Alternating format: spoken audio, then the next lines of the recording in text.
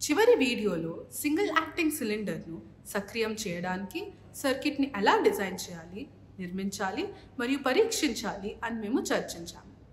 ఈ కొనసాగింపులో double acting సిలిండర్ను ఎలా నిర్మించాలో మేము చర్చిస్తాము.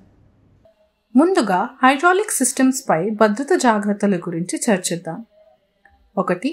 హైడ్రాలిక్ వ్యవస్థలు చాలా అధిక ఒత్తిడిలో పనిచేస్తాయి. ఒత్తిడిలో ఉన్న సిస్టంలోని ఏదైనా భాగాన్ని తెరవడానికి ముందు సిస్టమ్ను మూసివేయండి మరియు సిస్టమ్ ఒత్తిడిని తగ్గించండి. 2. తీవ్రమైన ఇంజెక్షన్ గాయాలు సంభవించవచ్చు కాబట్టి శరీరంలోని ఏ భాగాన్ని సంప్రదించడానికి అధిక పీడన లీక్ నుండి స్ప్రేను అనుమతించవద్దు. 3. పంపులు, వాల్వ్లు మరియు మోటార్లు వేడిగా మారవచ్చు.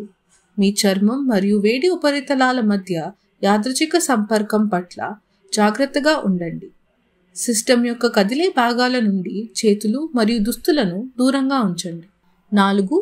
మీరు ఉద్దేశించిన వస్తువు బరువుని తెలుసుకోవడం కనీసం 20% అదనపు సామర్థ్యం. లోడ్ షిఫ్ట్ సంభవించవచ్చని గుర్తుంచుకోండి. నిర్దిష్ట ట్రైనింగ్ పాయింట్ వద్ద అదనపు సామర్థ్యం అవసరం. 5.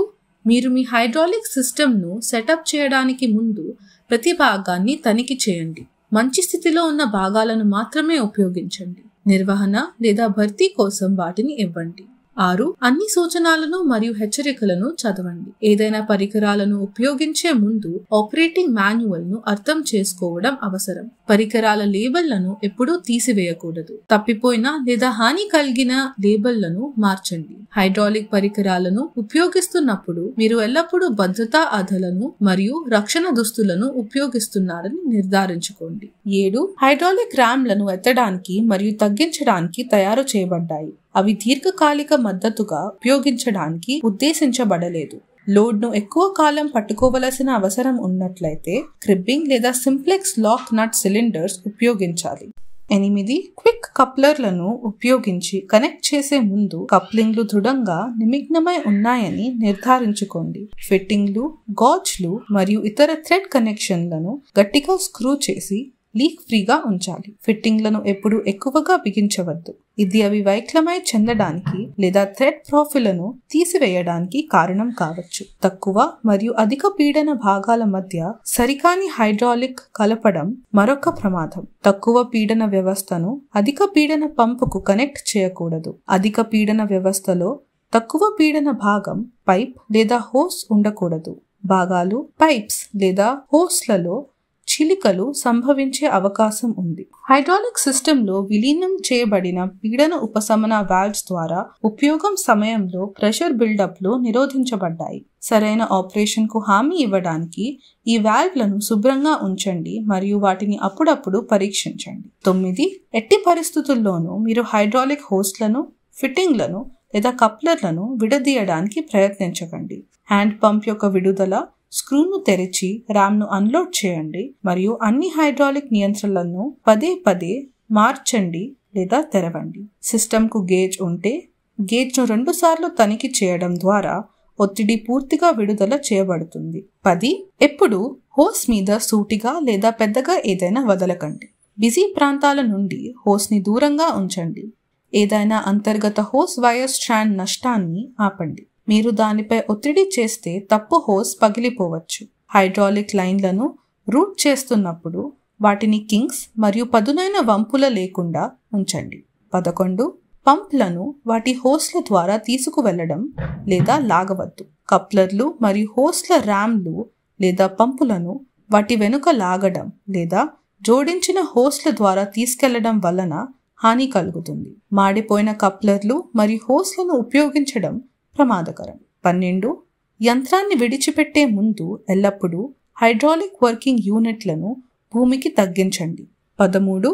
ఎలివేటెడ్లో ఉన్నప్పుడు మీరు సిస్టంలో పని చేయవలసి వస్తే హైడ్రాలిక్ లిఫ్ట్ని ఉపయోగించకుండా ఫంక్షన్ కాంపోనెంట్లను బ్లాక్ చేయండి. 14. ఆపరేటింగ్ యూనిట్లకు భద్రతా మద్దతులు లేదా బ్లాక్లు లేదా నేలపై సురక్షితంగా మద్దతు ఇచ్చే వరకు ఏదైనా సిలిండర్ను తొలగించే ముందు ఇంజిన్ను ఆపివేయండి. ప్రాథమిక హైడ్రాలిక్ సిస్టమ్ వీక్లీ మెయింటెనెన్స్.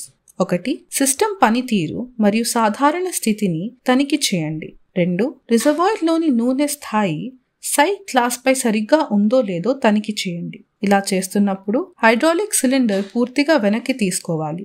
కొత్త నూనె నమూనాతో పోలిస్తే నూనె రంగును తనిఖీ చేయండి. 3. లీక్ల కోసం రిజర్వాయర్ కవర్, సాలినాయిడ్ మరియు పైప్ కనెక్షన్లను తనిఖీ చేయండి మరియు అవసరమైన విధానంగా బిగించండి. హైడ్రాలిక్ ద్రవం వ్యవస్థ లోపల వేడి చేయబడుతుంది మరియు చాలా విషపూరితమైనది కాబట్టి ఏదైనా లీక్ పర్యావరణం మరియు మానవ భద్రత రెండిటికి ప్రమాదాన్ని కలిగిస్తుందని గుర్తుంచుకోండి. ద్రవం స్థాయి చాలా తక్కువగా ఉన్నప్పుడు సిస్టమ్ సమర్థవంతంగా పనిచేయదు మరియు వేడెక్కుతుంది. 4. గాలికి సంబంధించిన ఏవైనా సూచనల కోసం లోపల హైడ్రాలిక్ రిజర్వాయర్ను తనిఖీ చేయండి. నురుగా లేదా చిన్న వర్ల్ పూల్స్కి సంబంధించిన ఏదైనా సాక్ష్యం కోసం టార్చ్తో ఫిల్ హోస్ని చూడండి. సాధారణ రిజర్వాయర్ ట్యాంకులు చాలా ముఖ్యమైనవి ఎందుకంటే ఏరేషన్ చూసిన లైన్ లీక్ లేదా చెడ్డ షాఫ్ట్ సీల్స్ను సూచిస్తుంది. 5. ఫిల్టర్లపై సూచికను తనిఖీ చేయండి మరియు అవసరమైతే మూలకలను భర్తీ చేయండి. మూలకలను భర్తీ చేస్తున్నప్పుడు రాబోయే యూనిట్ వైఫల్యం యొక్క టెల్ టేల్ సంకేతాల కోసం తనిఖీ చేయండి. ఉదాహరణ లోహ కణాలు. 6. రిలీఫ్ వాల్వ్ లాక్లను తనిఖీ చేయండి. అనాధికారి ట్యాంపరింగ్ కోసం తనిఖీ చేయండి. 7. అక్యుములేటర్ ప్రీఛార్జ్ని తనిఖీ చేయండి ఎక్కడ అమర్చబడిందో. వార్షికంగా లేదా ప్రతి 3000 ఆపరేషన్ గంటలకు.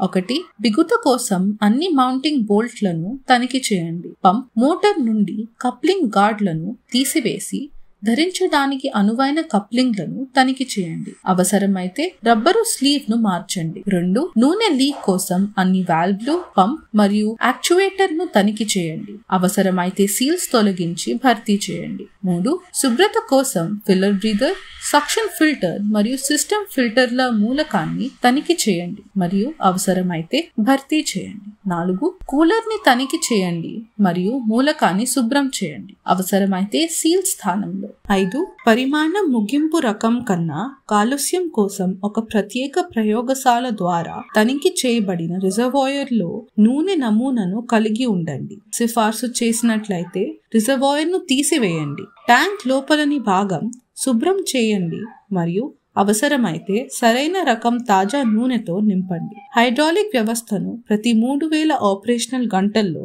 లేదా సంవత్సరంలో కనీసం ఒక్కసారైనా సేవ చేయాలని సిఫార్సు చేయబడింది. పేరుకొన్న వ్యవధిని మించి నిరంతర ఆపరేషన్ చేయడం వల్ల కాలుష్యం పెరిగి అది నాశనం కావచ్చు.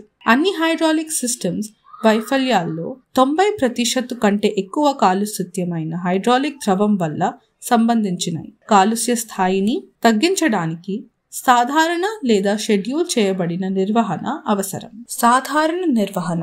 1. అరిగిపోయిన హోస్లు మరియు నూనె లీక్ల కోసం రోజు తనిఖీ చేయండి. 2. హైడ్రాలిక్ నూనె నుండి మలినాలను దూరంగా ఉంచండి మరియు అవసరమైన విధానంగా ఫిల్టర్లను మార్చుకోండి. 3. తుప్పు పట్టకుండా నిరోధించడానికి సిలిండర్ రాడ్లను రక్షిత లూబ్రికెంట్స్ తో కోట్ చేయండి. హైడ్రాలిక్ వ్యవస్థలో ట్రబుల్ షూటింగ్. హైడ్రాలిక్ సిస్టమ్ పనిచేయకపోతే 1. వ్యవస్థలో నూనె లేకపోవడం లేదా సరిపడని నూనె. 2. లీక్ల కోసం వెరిఫై చేయండి. మీ చేతితో హైడ్రాలిక్ లైన్ లో లీక్ ను కనుగొనడానికి ఎప్పుడూ ప్రయత్నించవద్దు. తరచుగా నూనెగా ఉండే హైడ్రాలిక్ ద్రవం అధిక ఒత్తిడిలోన ఉంటుంది కాబట్టి లీక్ ద్వారా విడుదలయ్యే కంప్రెస్డ్ ద్రవం చర్మం లేదా కళ్లను కుట్టవచ్చు. ఫలితంగా గ్యాంగ్రీన్ వంటి తీవ్రమైన హాని కలుగుతుంది. High pressure hydraulic fluid injection గాయాలకు తక్షణ వైద్య సంరక్షణ అవసరం. 3. ఫిల్టర్ లో ఏదో అడ్డుపడి లేదా శుభ్రంగా లేదు. ఫిల్టర్ లేదా ఫిల్టర్ ఎలిమెంట్ ను తీసివేసి ఆపై నూనెను తీసివేయండి. 4. అధిక లోడ్ పరిమితుల కోసం యూనిట్ స్పెసిఫికేషన్లను తనిఖీ చేయండి. 5. చెడుగా ధరించే భాగాలు, సిలిండర్లు, వాల్వులు లాంటివి. లోపల మరియు బయట లీక్ల కోసం తనిఖీ చేయండి. మడ్డైన భాగాలను మార్చండి. వెయిట్ యొక్క మూలాన్ని తనిఖీ చేయండి. హైడ్రాలిక్ వ్యవస్థ నెమ్మదిగా పనిచేస్తే 1. చల్ల నూనె, చాలా ఎక్కువ నూనె స్నిగ్ధత. యంత్రాన్ని పనిచేసే ముందు నూనె వేడెక్కడానికి అనుమతించండి. తక్కువ టెంపరేచర్ హైడ్రాలిక్ నూనె యొక్క స్నిగ్ధతను పెంచుతాయి. నూనె పంపు చేరుకోవడం కష్టం చేస్తుంది. నూనె 70 డిగ్రీలు లేదా అంతకంటే ఎక్కువ చేరుకోవడానికి ముందు వ్యవస్థలను లోడ్ చేయడం వలన క్యావిటేషన్ ద్వారా వ్యవస్థ దెబ్బతింటుంది. 2. హైడ్రాలిక్ ద్రవం చాలా వేడి వాతావరణంలో ఆక్సిడైజ్ అవుతుంది మరియు చిక్కగా ఉంటుంది. వేడిని వెదజల్లడానికి సిస్టమ్ యొక్క సామర్థ్యాన్ని తగ్గించడంతో పాటు ఈ ద్రవం గట్టిపడడం వలన ప్రవాహాన్ని పరిమితం చేసే వ్యవస్థలో చేరడం జరుగుతుంది. 3. హైడ్రాలిక్ వ్యవస్థల పనితీరు ద్రవ నాణ్యత మరియు పరిమాణం ద్వారా ప్రభావితమవుతుంది. గాలి కాలుష్యం, తగినంత ద్రవ స్థాయిలు మరియు అసమర్థమైన వడపోత వలన సంభవించవచ్చు. అయితే ద్రవ కాలుష్యం ఉష్ణోగ్రత సమస్యలకు దారితీస్తుంది. 4. ఫిల్టర్లు లేదా లైన్లపై పరిమితులు. ఏవైనా లైన్లు లేదా భాగాలను శుభ్రం చేయండి లేదా భర్తీ చేయండి. 5. సరికాని సర్దుబాట్లు, ఆరిఫిసెస్, రిలీఫ్ వాల్వ్స్ లాంటి వాటిని తనిఖీ చేయండి. మాన్యువల్ ప్రకారం అడ్జస్ట్ చేయండి. 6. నూనె లీక్, ఫిట్టింగ్లను బిగించండి. సీల్స్ లేదా దెబ్బతిన్న లైన్లను భర్తీ చేయండి. సిస్టంలోని నూనె ఎక్కువ వేడెక్కుతున్నట్లయితే 1. సరిపోని హీట్ ట్రాన్స్ఫర్. ఏదైనా మట్టి మరియు ధూళి కోసం రిజర్వాయర్ మరియు దాని భాగాలను శుభ్రం చేయండి. 2. పనిచేయని భాగం, మరమ్మత్తు లేదా భర్తీ చేయండి. 3. రిజర్వాయర్ చాలా చిన్నది. పరిమాణం పంప్ GPM నిమిషానికి గ్యాలన్లు కంటే 1.5 రెట్లు ఎక్కువ ఉండాలి. పంప్ ధ్వనిని ఉత్పత్తి చేస్తే 1. ఇన్లెట్ స్క్రీన్ ప్లగ్ అయింది, సక్షన్ లైన్లో ఏదో అడ్డుపడింది లేదా చాలా చిన్నది. భర్తీ చేయండి లేదా శుభ్రం చేయండి. 2. పరికరానితో అందించబడిన మార్గదర్శకాలను గమనించండి. 3. ఇన్లెట్లో పైప్ ఫిట్టింగ్ యొక్క ఉపయోగం. సరైన ఫిట్టింగ్ భర్తీ చేయండి. ఈ వీడియోలో ఇప్పటి వరకు single acting cylinder, double acting cylinder activate చేయడానికి సర్క్యూట్ని ఎలా నిర్మించాలి మరియు పరీక్షించాలి, మరియు హైడ్రోమీటర్ను యాక్టివేట్ చేయడానికి సర్క్యూట్ని ఎలా డిజైన్ చేయాలి, నిర్మించాలి మరియు పరీక్షించాలి అని మేము చర్చించాం.